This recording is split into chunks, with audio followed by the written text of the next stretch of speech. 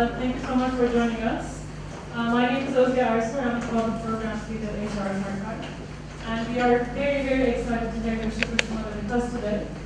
Just to say just some words about Yoshiko's work, for those of you who are less familiar with her practice. She's an artist who's been participating in feminist-informed networks and exhibitions since the 1990s. And her artwork deals with cultural memory and also the role of women in the Pacific War. She currently teaches a class at the University of Tokyo that is about historical survey of modern feminisms in Japan through her own artworks. And also she lectures on arts and politics of the 60s and 70s in Japan. And on Wednesday, she will give another public talk about Hikago, which is an alternative art school that was active in that particular period. I also want to add that this event is part of our ongoing initiative about women in art history. You might be familiar with these, the projects that we've done recently, but just to give you a couple of examples. In our research collections, we recently included the archives of practitioners such as artist Salima Hashmi, who extensively wrote about the representation of women in Pakistan in the 1980s, and also art historian John Cohen, who lived in China in the 1990s and who documented artworks and the studios of many artists in China, women artists in China. In March, we hosted the Guerrilla Girls. I think some of you participated in our events, and they kept saying that if we don't look at these gaps that are about race and gender, we're only looking at the history of power, as Jane was talking about it the other day, on Saturday. The last thing that I want to say, we recently published an article in our online publication, Ideas, by Christina Jun. And Christina also speaks about the old women exhibitions in Hong Kong, and she was asking, given the cities that we live in and the power structures that we live in, do we afford not to be feminist?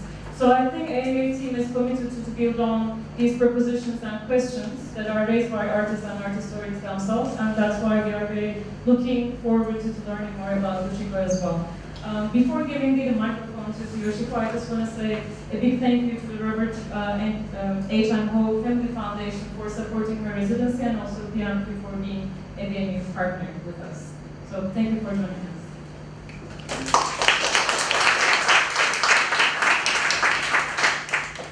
Thank you so much for AA and everyone present here. I'm very much impressed by this turnout. I mean, this is amazing. And so far, I have been really enjoying my stay in Hong Kong. So today, I'm going to talk about my own practice. And first of all, this title, Art That Makes You Uncomfortable, which I forgot to put here. But that's the phrase, the Byung Yeonju. She's a Korean filmmaker who made The Murmuring. That was a film released in 1995. That's the documentary film about comfort woman. And when it was shown in Japan, Byung Yeonju and I had the talk at the Ritsumeikan University in Kyoto, and that's what we talked about. Like in Japan and Korea at least, like women artists make beautiful works. Like art is about beauty, art is about comfort, but we disagreed, and we just decided art is something that makes viewers uncomfortable, have to make them think of the existing frameworks and history, etc. So that's the title. And before I start, let me just talk a little bit about myself. I was born in Tachikawa. It's a western suburb of Tokyo in 1959. And later, the Tachikawa will appear in my artwork. But Tachikawa had the Air Force base. It started in the 1920s and was used by Japanese Imperial Army during wartime. So Tachikawa was heavily bombed by American during the war. And then after the war, from 1945 on, was occupied by American Air Force. In 1956, there was this well-known Sunagawa incident. The Sunagawa is a part of Tachikawa. That's where my family lived many years. And they tried to expand the Air Force base to Sunagawa section.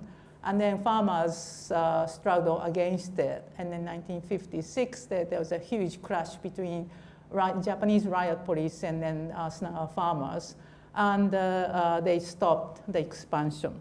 I wasn't born then, but then I have heard a lot about it. And then, because of the Tachikawa was still Air Force Base continued occupying the Tachikawa. So when I was in high school, Tachikawa had a sister city in San Bernardino in California. The San Bernardino also had the Air Force Base, so the commanders decided they would become sister cities. So they exchanged students, and I was in California in high school just during summertime. But that, because of that, my host family also asked me later to come back. So I went to college called Scripps College in Claremont in California.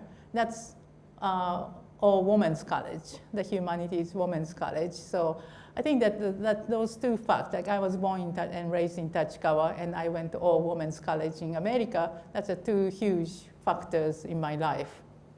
So after I came back from California, I went there after I graduated from high school. Up until high school, I went to normal Japanese public high school.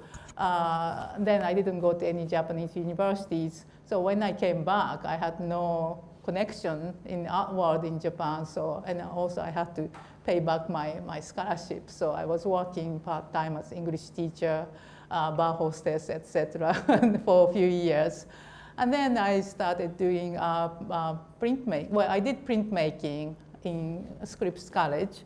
And also back in Japan, I didn't know where to go. So I went to this alternative art school, Bigakko, where they had the etching press. So I was continuing etching press, etching printmaking, but I still wasn't sure where to start in Japan because I was away and I didn't really know anyone there. But then so this series of artwork I started in 1990 actually, because what triggered looking back into Japanese history, especially during wartime, was that in 1988, the Emperor Showa, Hirohito, got sick. So in Japanese newspapers and television, everything is like covering his illness. And when he died in 1989, this Japanese mass media is flooded with images of Showa. Showa is his era. It's between 1926 and 1989. So that covers most of the wartime history. So there's so many video footage, film footages and photographs I have not seen previously. But the way they show these images is that it's almost like nostalgia. In Japan, probably also in other Asian countries, we don't say bad things about dead people. So there's not much criticism against Emperor and the Showa era. It was almost, oh yeah, we had a hard time, but then it was good old days. Then they just packaged up and then stashed away in history without much examination. But there's several images, especially this one. This struck me. This is the main part of that photograph. I made that into etching, but the middle part this is photograph taken in probably early 40s or late 30s in now North Korea. These are Japanese women in Korea as colonizers, and they're wearing this white apron and wearing kimono, but they are learning how to shoot the natives. And then they are advised, or they're learning how to shoot, and you see some military police. So this is the first time I realized that the Japanese woman, because up until then, when we talk about war with my mother's generation, they all said, oh, Japanese women suffered, women, children suffered, we didn't have enough to eat, etc. So, we are victims of the war ourselves. And all the bad guys are the military, Japanese military. But then, there's a Japanese woman were on aggressor's side and the colonizer's side. So with this photograph, I started investigating the Japanese woman's role during the wartime. And especially I was interested in this white apron. These are old photographs of Japanese women with white apron. The white apron is actually adopted from the British nanny's uniform during Meiji period. This is the Meiji's, I think that's Mori Arinori. He was a minister of education. He went to England because in Meiji period, it's modernization, with modernization of Japan, they tried to modernize Japanese women, but up to a point. They want to modernize women so that they know they can educate their children to be useful citizens for nation. So they wanted Japanese women to be more active. And this Mori saw this nanny's uniform, and they thought, oh, that's great. They can wear this over kimono, and they can do more houseworks, etc. So, and also this Mori, he was the Ministry of Education as well. So he started this the women's education in Japan, but this is based on Ryosai Kenbo, the good wife, wise mother. It's very Confucius, very Chinese. So it's a combination of the Chinese tradition and British modernization together. And that's sort of symbolized in this white apron. So on the one hand, that's the mother, the symbol of the Japanese mother in white apron making miso soup every morning. But then during wartime, this white apron was adopted as uniform of Kokubo Fujinkai, the National Women's Organization of Defending Nation. So there's towards the end of the war, all the Japanese women over 16 were mobilized to go outside of, doing some works and the war effort, sending soldiers off and watching over the families who are behind. And their uniform was this white apron. So I made several etchings also and some installations as well about this white apron. So these are the three images of Japanese woman as mother, colonizer, and the defender of Japanese nation. And also there are some interesting historical facts. Like this is also etching I made in early I think it's 92. But it's based on the balloon bomb. These huge balloons, thousands of them are made by Japanese high school female students. And they're actually also made by of handmade Japanese paper and potato glue. And so it's kind of Japanese traditional craft, but then this is really huge. And they put the bomb, and then they are sent off to the west coast of America. There's one bomb, I think quite a lot of actually reached the west coast, Los Angeles and Oregon, also Vancouver. And one bomb exploded in Oregon.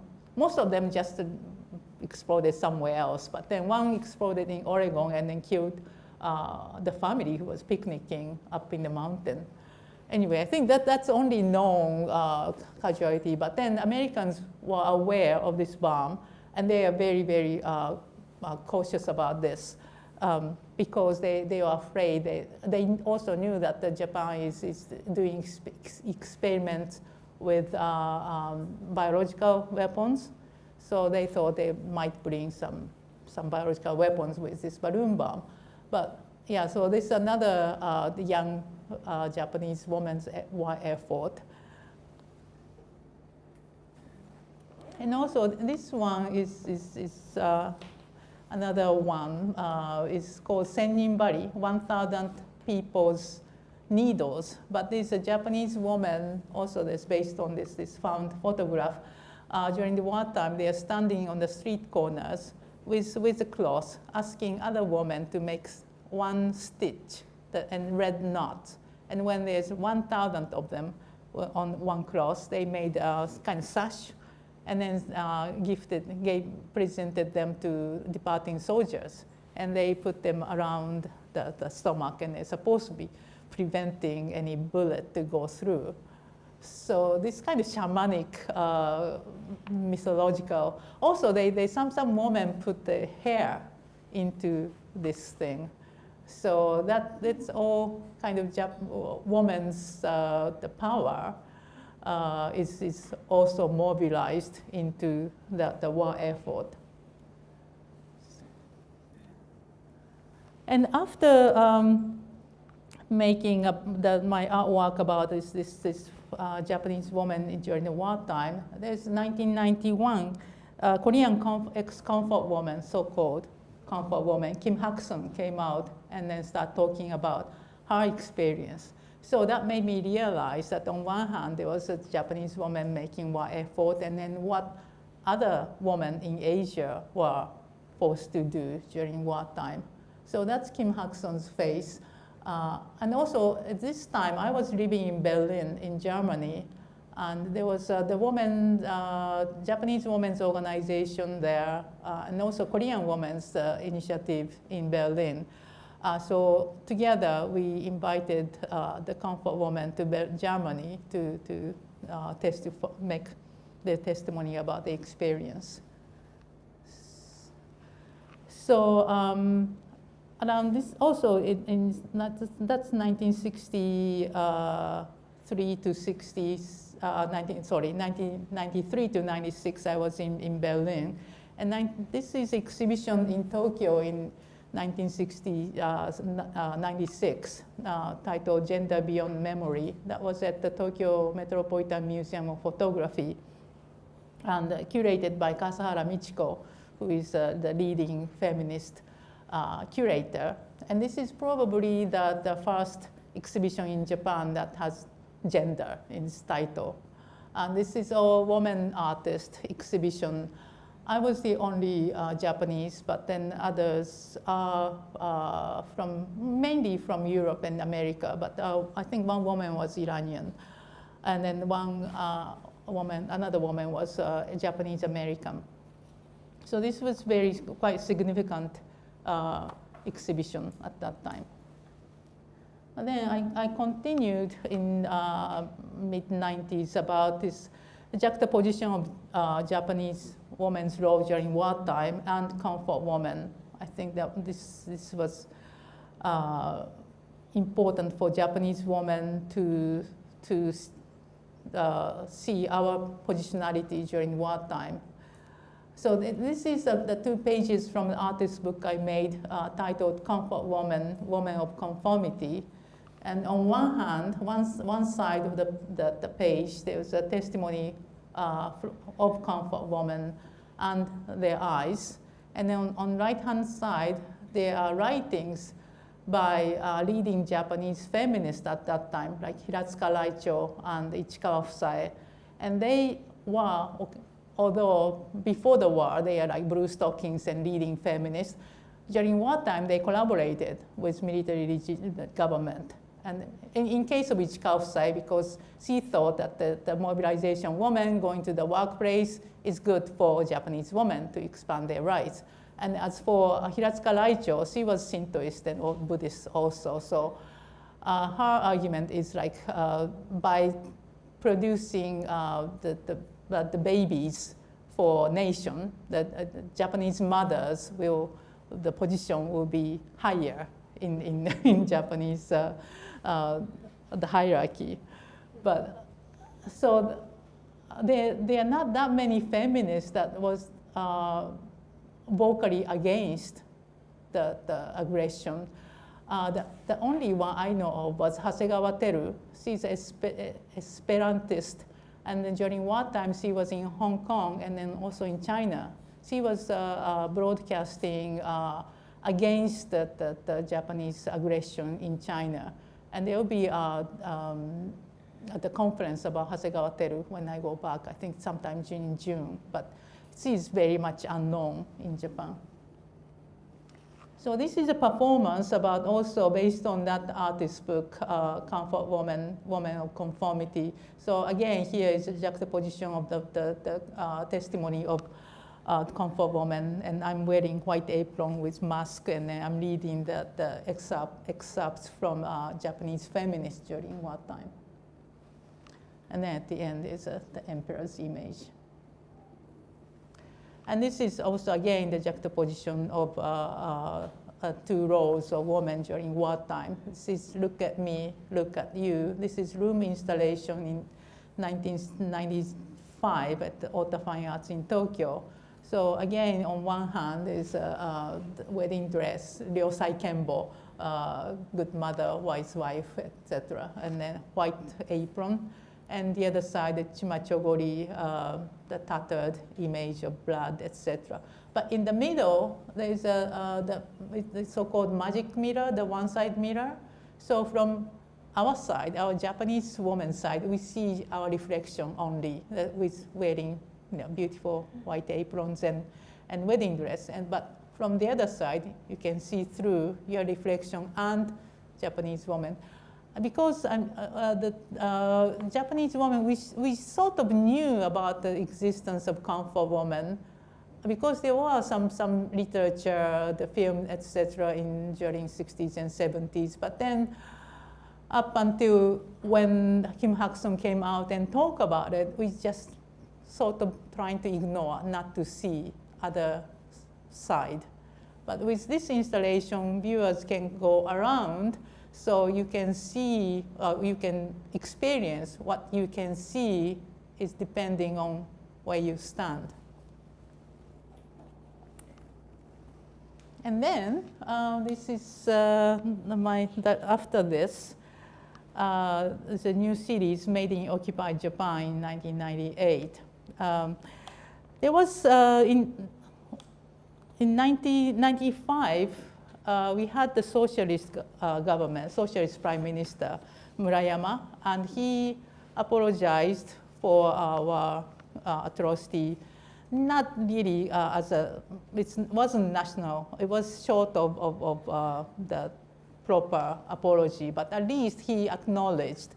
And then there was a woman's, let me see, the Women's International War Crime Tribunal of the sexual slavery around this time. And this is organized by the Japanese and then Korean, Asian feminist groups. So there was sort of, at this time I thought, well, Japanese government acknowledged about comfort woman, so this is coming to conclusion. But no, there was huge backlash against this. And then the right-wing groups are gaining more power. And what they are saying is, oh, the comfort women, they are just prostitute. So there's no need for apology. They even denied any existence of so-called comfort women. So that made me think of prostitution itself. And also, as I said, I was born and raised in Tachikawa. When I was a kid, there was lots of military prostitution going on. They are called pampans, and they are on their, most of them are on their own initiative. But then, of course, you cannot really divide. Like it's the people who are there willingly and who are forced into it. So I was looking back the history of military prostitution in Tachikawa and prostitution in current society itself. And I was collaborating with this piece with Bubu de la Madeleine. She's Japanese, but she is a performance artist. She's a member of a performance group based in Kyoto called Dump Type. Anyway, with this piece made in occupied Japan, on the left-hand side it's me, dressed up as American GI, and then Boo Boo as Pan Pan. And in '98, now Tachikawa is entirely cleaned up, thanks to Fare Tachikawa project by Kitagawa Furamu. But at this time, in '98, you can still see some parts, like those barbed wire area, some red light district. So we went around Tachikawa, dressed up as Pan Pan and GI, and took photographs. And then made into series of slides, and then titled Made Occupy Japan. And in between the slides of our going around Tachikawa, Boo Boo interviewed. At this time, she was working with SWASH. That was the Japanese prostitute sex workers self-help group. So there's testimonies of what is happening now in the reality of prostitution, like what's happening, what are they going through. And also we made several collage works based on this kind of performative photographs. It's 1945. It's based on this, probably young people don't know, but most of the Japanese know this photograph. That's the first meeting of Emperor and Douglas MacArthur, the Supreme Commander of Occupation Force in Japan. This is the first time Emperor was taken photograph with anyone else. I mean, and so this is shortly after the American force came into Japan in 1945. So we just made kind of pastiche of this photograph with Boo Boo as, again, Boo Boo as Emperor and myself as Douglas MacArthur.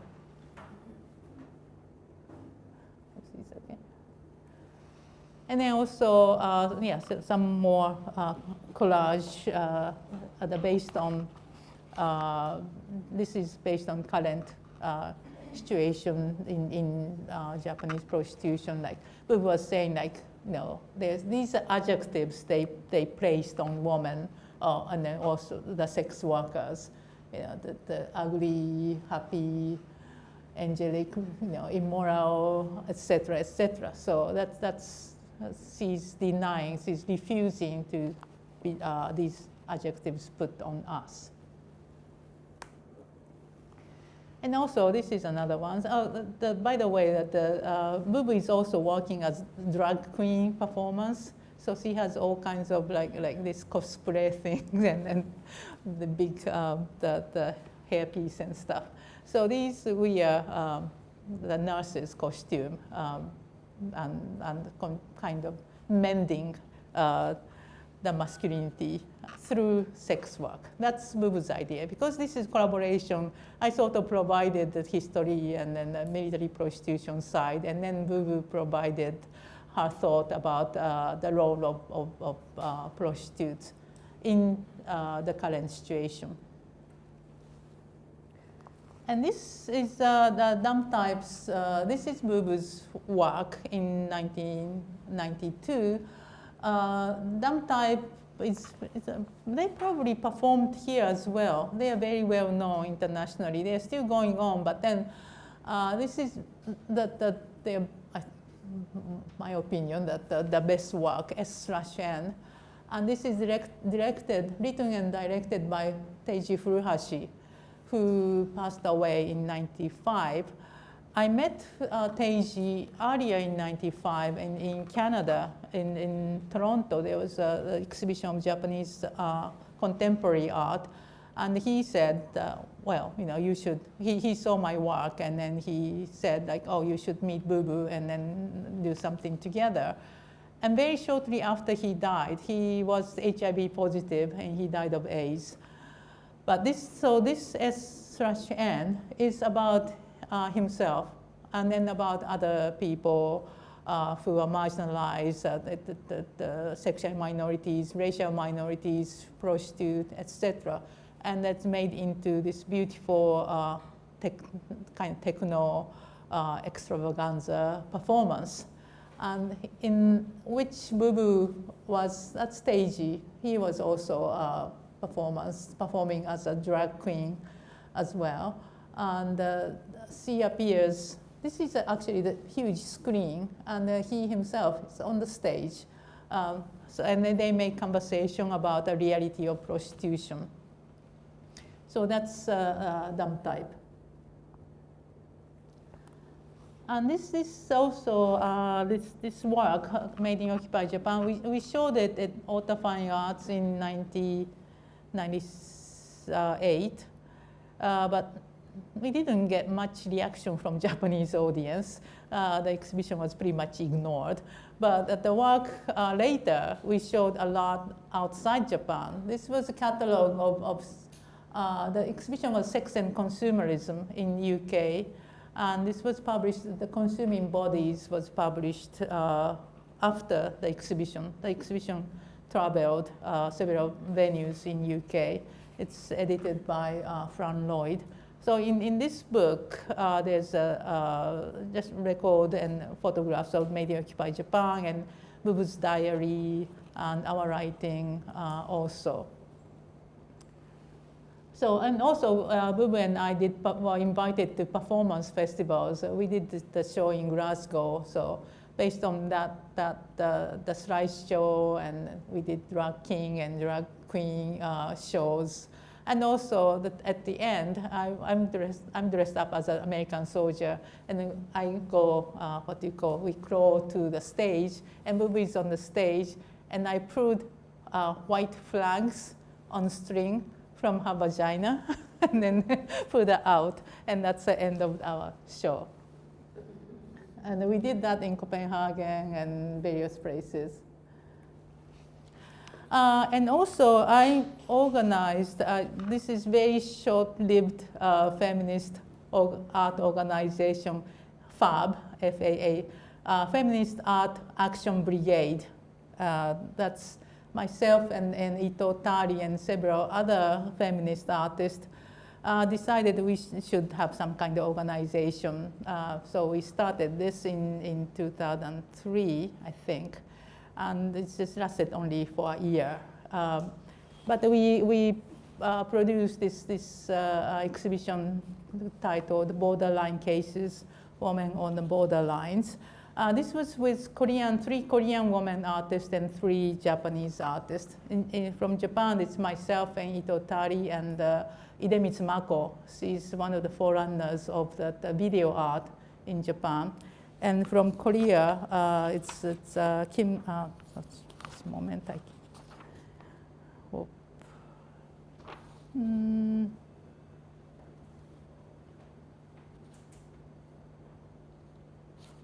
Okay, Teresa Hakkyoncha, who was a Korean-American artist, actually. She was based in New York. She died tragically young in New York. And Yoon Sok-nam and Park Young-suk.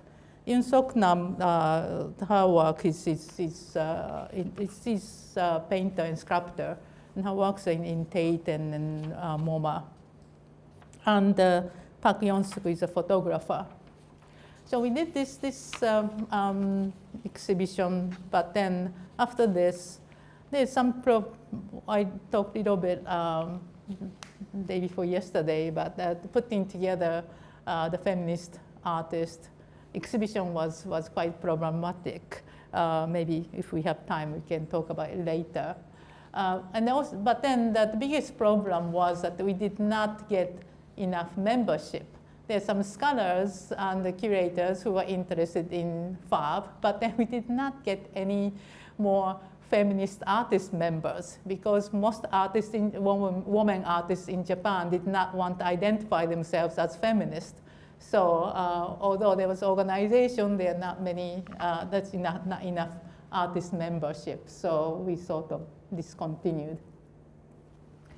And this is Tari Ito Tari. She's an artist, the performance artist.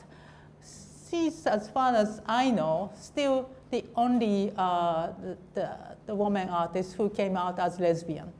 So her performance, the art, is based on her sexuality.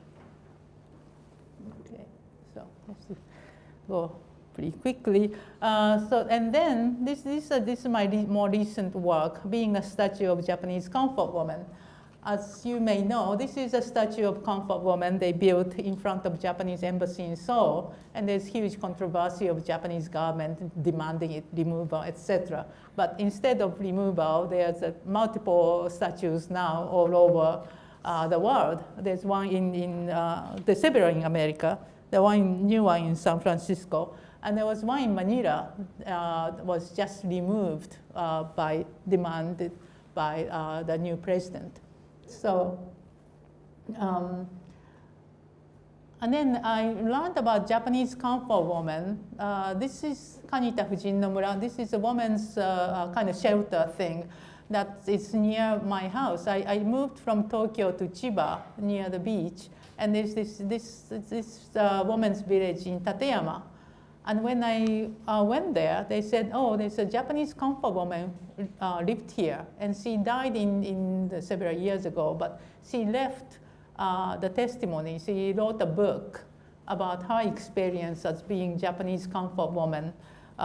She was sent to the small islands in Pacific Islands, and luckily she came back, but then she was traumatized by her memory. And before her death, she confessed the whole things to the priest. This is run by Catholic Church. So then, and then they published the book. And then so that's like first time I learned, because I sort of assumed that there must be Japanese comfort woman. And there was a couple more stories, but then they are written by the comfort woman who was geisha, and was much more kind of, you say, more easier position. I mean, they only served officers and they came back, etc. But then this was the first time I really learned about the Japanese comfort woman. And then there's no mention of Japanese comfort woman in anywhere. Also, Japanese feminist organization, they really did not want to talk about Japanese comfort woman, because there was the other Asian comfort women suing Japanese government, and then they are trying to say like, oh, they are forced into this system, etc. And in many cases of Japanese comfort women, they sort of knew what they are doing before they went. So it's kind of uncomfortable, and it's inconvenient fact. So they really did not want to put them into their argument. So there's no mention. Well, now the Japanese Comfort Woman Museum in Takatanobaba in Tokyo, they include this fact. And then they start talking about, there's some books and research done about them. But still there's no memorial. There's this kind of memorial thing. It's in Kanita Women's Village, but that's the only thing. So I decided I'll become a statue of Japanese comfort woman. So this is in 2012. I was in London for another exhibition. So I just sort of dressed up and then paint myself in bronze color, and sat in front of Japanese embassy in London and made video. And then came back to Japan. I did the same thing in front of Japanese Diet Building, and in front of Yasukuni Shrine in Tokyo. And then this is very recent. I did that. I was in Los Angeles, and then I did this performance in Glendale. Glendale has I think this was the first comfort woman statue built in the United States. And the same one as in Seoul. So I sat next to the comfort woman in Korean comfort woman as Japanese comfort woman. And it was this young Asian, not necessarily Asian, but it's initiated by a Japanese woman artist. It's a group called Tomorrow Girls Troupe, TGT. They have a website. But it's web-based, the feminist artist organization. They are inspired, they said, was by guerrilla girls. So they are doing all kinds of campaigns online, and we met, and they want to join in with this performance. So this is a close-up photograph, and this is the Tomorrow Girls troupe. They have a website, and they have been really quite active and getting lots of attention in Japan. So this is kind of a bright future for Japanese feminist art. Okay, so that's my presentation. Thank you very much.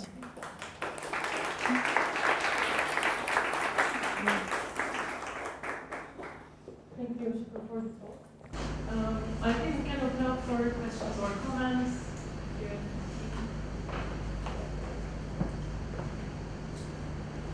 Perhaps I can start with the first question then. I was wondering if you could speak a little bit more about the exhibitions that you mentioned, because you said that it was a problematic thing to gather all the feminist artists together and organize an exhibition around that. I'm wondering how exhibitions contributed to the discussion of this issue.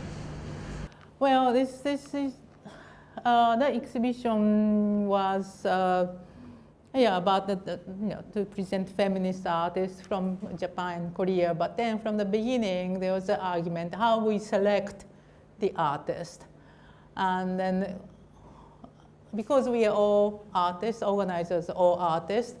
And some members said that's it's kind of discrimination, that only senior ones, only the ones with museum exhibition, etc., get selected as present their work. So they said it should be more like so-called independent style. I mean, no jury, anyone who wants to contribute can contribute. But the fact is that we only have very small venue, because we could not get any public funding or any public museum. This was my friend had the gallery, and they offered the space, so it wasn't really big space. And also there was the woman of 21st century or something. Several years previous, there was this kind of independent style. Anything anyone can contribute style art exhibition. And then result was, it was fun, but then it was almost like kind of self-help. We were self-celebratory, and we did not get much audience for the exhibition. So for this one, we wanted to really kind of focus, focus on the several issues, and especially with these three Korean artists, we wanted to look back. This was mostly the Korean artists are also dealing with not just comfort woman issue, but about the history of the woman in Asia. So we wanted to have more tight exhibition. And for that, we asked, also she was a member also of the FAR, but Kim Song-hee, who at that time was curator of Mori Art Museum. So we wanted to have professional curated exhibition. So she decided, we don't have enough space, and she selected those 6. But then still, there was kind of controversy. There's some argument about the selection, and also inclusion of professional curator. Although she herself is feminist and she's very well respected, I think some members insisted it should be artist initiative, should be artist run, etc. So I think that contributed to the end of the FAR. But so that's the main problem of the woman only exhibition. You mentioned that FAB basically was dissolved because there weren't enough feminist artists joining the group. Do you think that this has changed in Japan? I mean, with, for instance, tomorrow's girl troupe, would there be more artists in Japan identifying themselves as feminist artists? Well, not really, because there's, as you see, they are wearing masks because they don't want to reveal their identity. So that was, And that's sort of another argument, that because Tomorrow Troop Girl, they're anonymous. They always wear masks and they don't reveal their own identity. They don't identify themselves as feminists. They don't come out.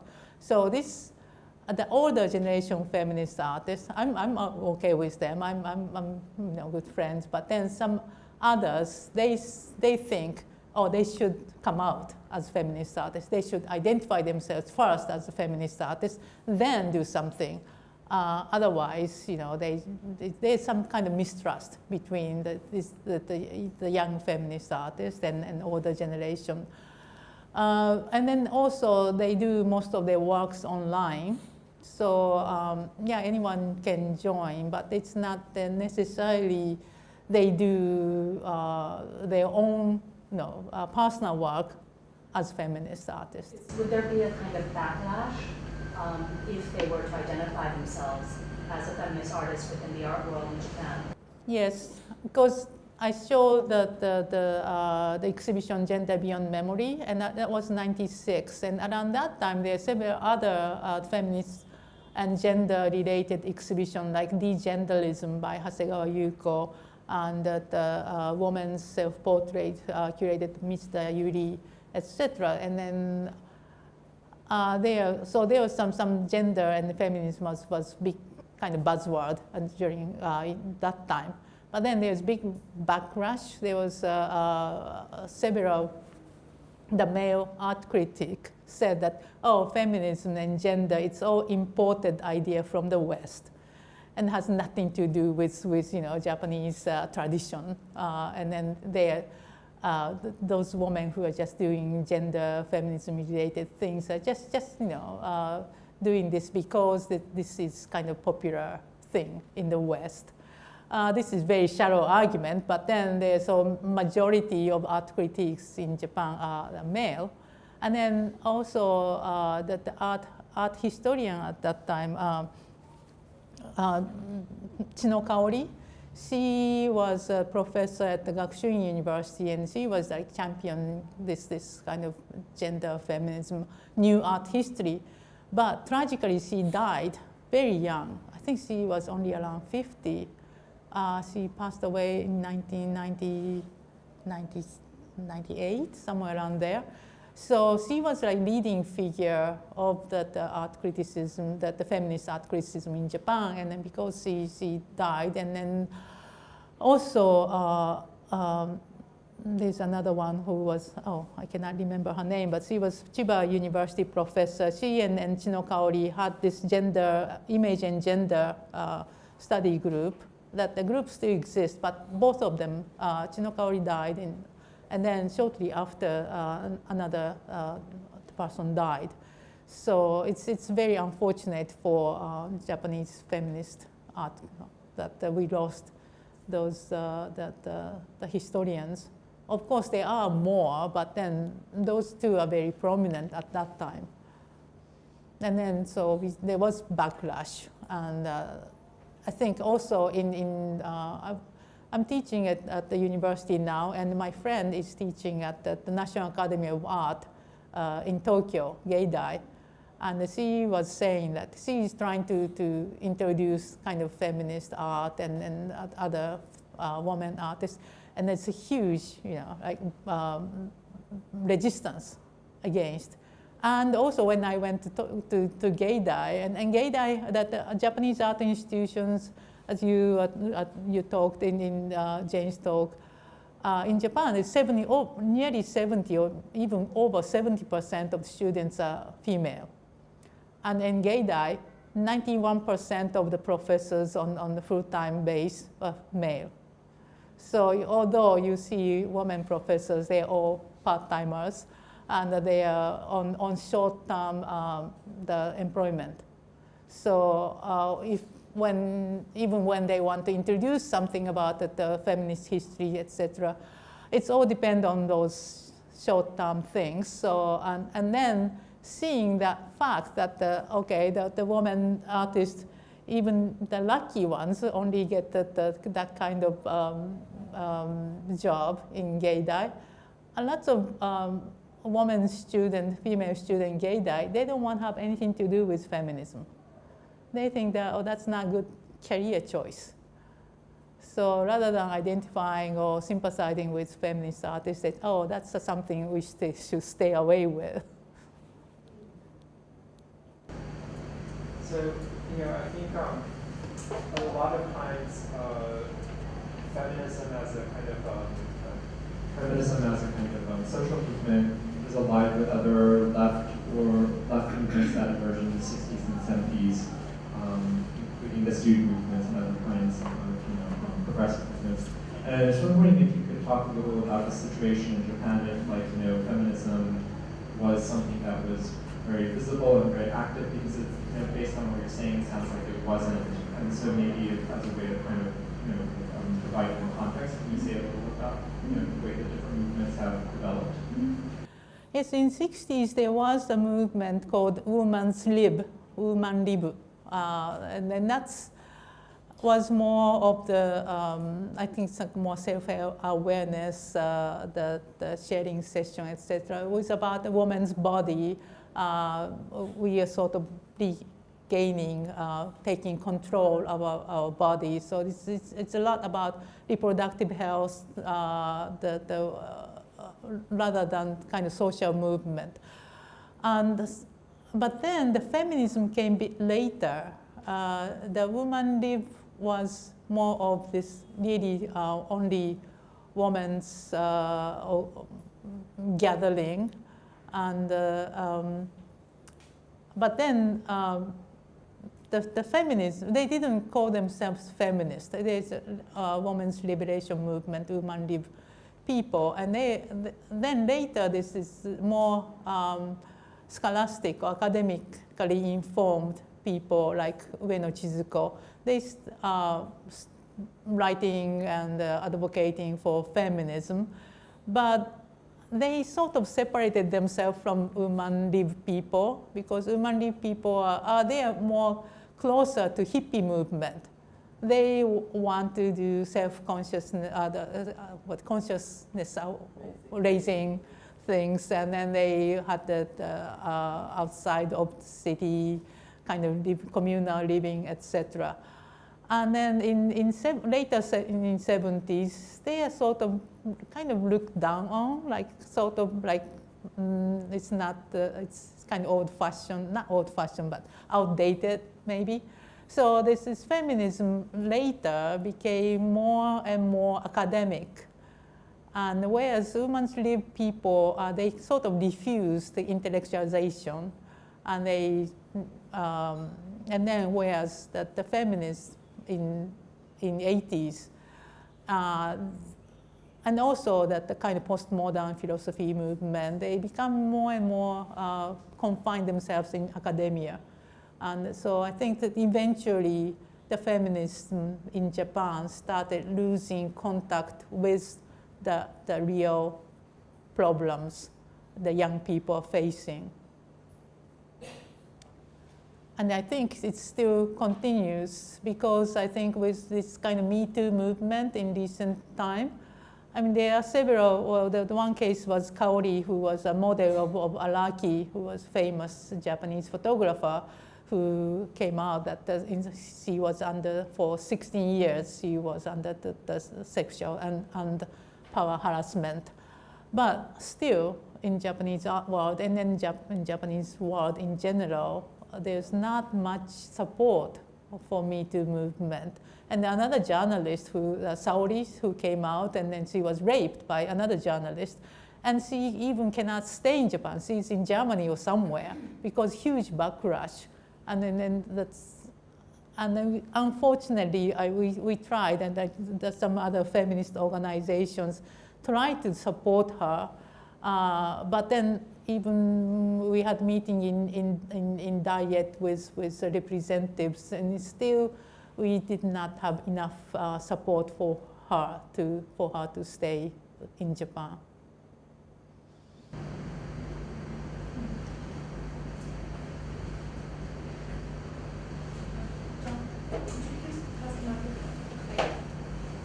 Hi, thank you very much for a really fascinating talk. I'm wondering Because you mentioned that there were Japanese women who worked as comfort women, and they were Asians working for high-ranking officers.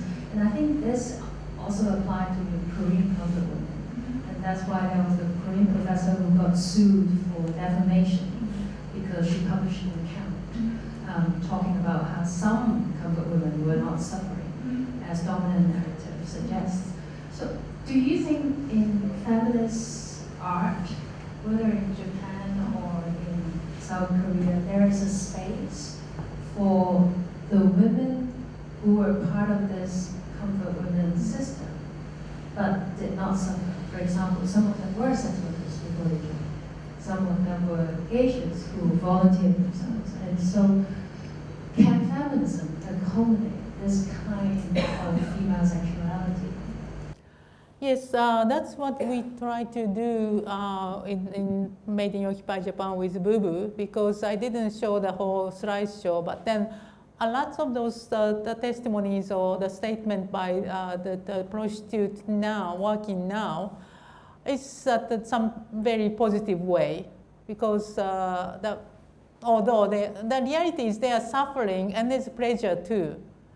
I mean, and some prostitutes love customers, some they hate, some they love, they said. And also, and in the military prostitution too, the Tachikawa's was actually the Tachikawa's economy in the post-war was built by pretty much revived by the military prostitution. And then in the earlier, in the 40s, I think, during occupation in Tachikawa, I was also looking through all this archival materials and photographing Tachikawa. And Tachikawa has Suwa Shrine, that's one of the biggest shrines, and they have autumn festival, and they carry omikoshi. The mikoshi is the portable shrines. And in late 40s, there was prostitute shrine omikoshi. So all the girls, working girls, are wearing happy coat and then put all the makeup, and they have their own omikoshi, because they are the one who was probably most affluent at that time. They had like cash power. So that was the one of the thing about post-war prostitution was in some way empowering. And as for Japanese military comfort women, I think there's still very much, I shouldn't say taboo, but it's a lot more difficult because of this government involvement.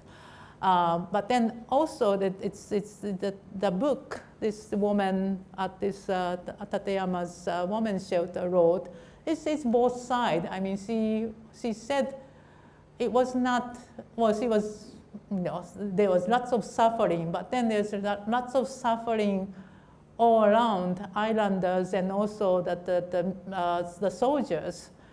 There was one interview she answered, she was talking about her experience on radio, and they said when Ireland was bombed, and there's so many that the Japanese soldiers got, so many of them got killed. And when they came out from hiding, they are in pieces of meat all over. And then she and other comfort women, they brought out small, the big bag, and they're gathering those bones and pieces of meat, everyone crying because they are just, you know, they are suffering all this together. And then those soldiers, they are far away from home, and you know, they wound up pieces of meat, blooded meat on the ground. And that was very touching when she talked about it. So I think there was the certain things. I think those things that the art can do, art or maybe, you know, fiction writing, but because with historical writing, I think they're still problematic if the historian the Korean historians put too much emphasis on that as historical fact.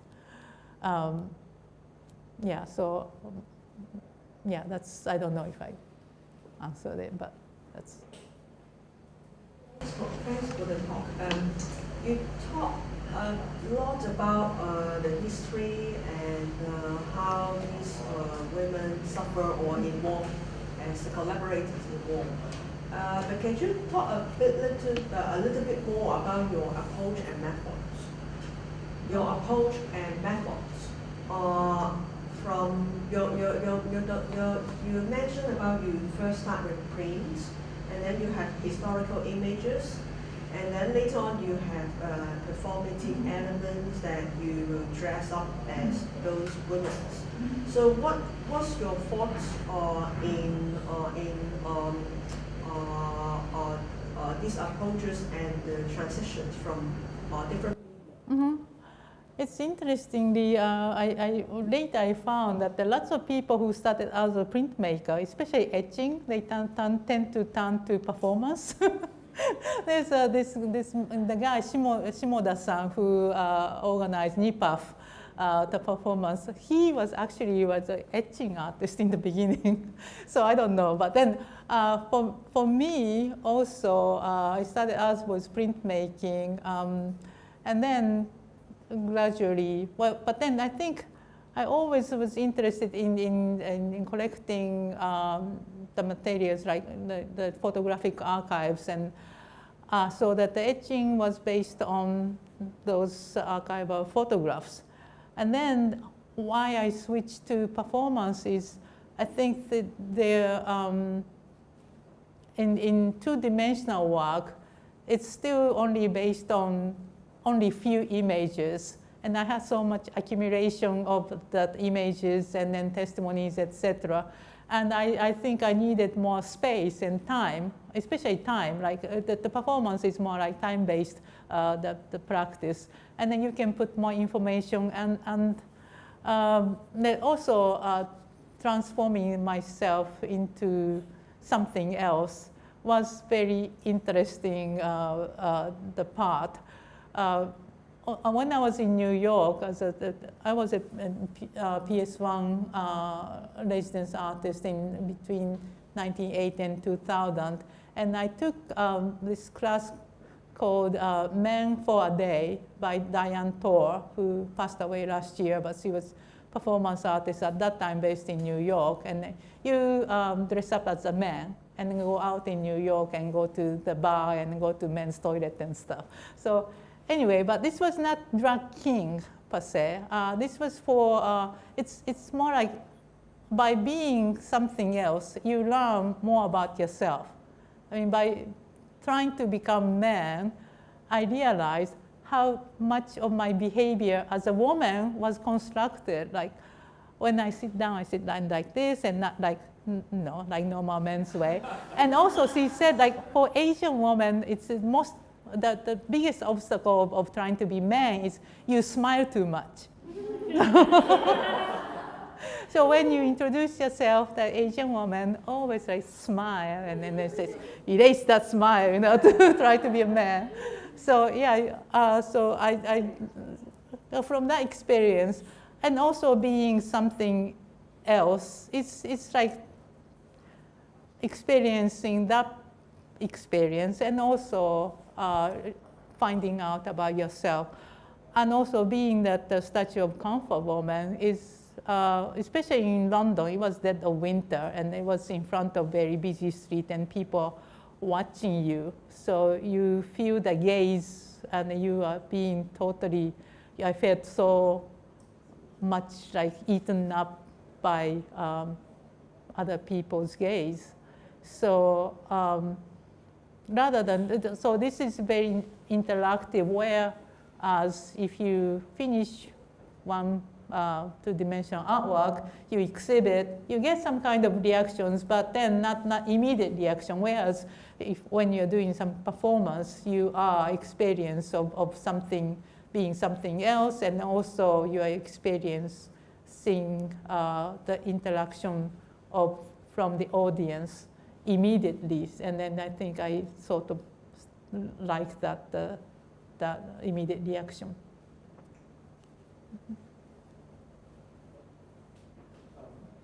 Just to follow up on that question, can you also say if you know, like the immediacy of performance was something that, you know, was part of your education at the Gakko, like that, was that something that, you know, was part of the work that you did there as well? Oh, in Bigakko? At that time, I was in Bigakko in 80s, so it was not like the beginning, but then there were also there other students who are doing, actually there's one, Alai, he also became, he started as an etching student and now he's doing performance. But there are the people around who are not confined into traditional the training only. They are trying to do something else with this the method, and I think that was part of the Bigakko education, the principles. I believe we have time for one more question, and I think you were raising your hand, right? 32 minutes. This is also a follow-up. Thank you so much. I learned everything. The question about your technique led into the. You drew us here with the question, with the topic, art that makes you uncomfortable. And I was wondering if your move to performance was a way of, I mean, you said it was a play on comfort for them. But as you moved into performance, was it a way of breaking through your comfort zone? What is, do you think all art makes you uncomfortable? Feminist art should make you uncomfortable?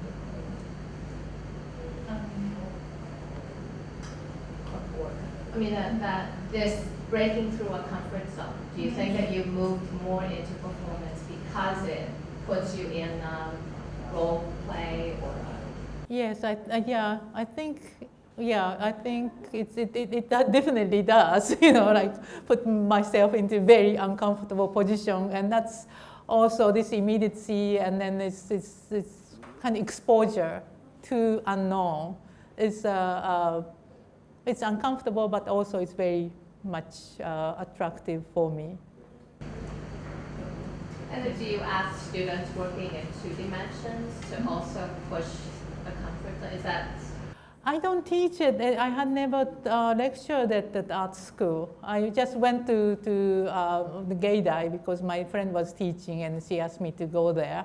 But in past university lectures, I always did in sociology, etc., and not practicing art school. I was never invited there. So, but then when I meet young, female artists, yes, if they're interested in my work, I urge them to do more guerrilla performance, because the being Japanese comfort woman, it's not planned, and I didn't get any permission. I was actually, especially in front of Diet building, the police came immediately, and then I was moved away. But then, in Japan especially, it's very difficult to get any permission in public space. So yeah, I urged the student to do something spontaneously on street, guerrilla performance. And that was also like people that the artists are doing in 60s in the Highlight Center, etc. They are now famous, but they never get any permission from anyone. They just did it when they wanted to do it. On that note. Okay. Thank you so much. Oh, thank you very much.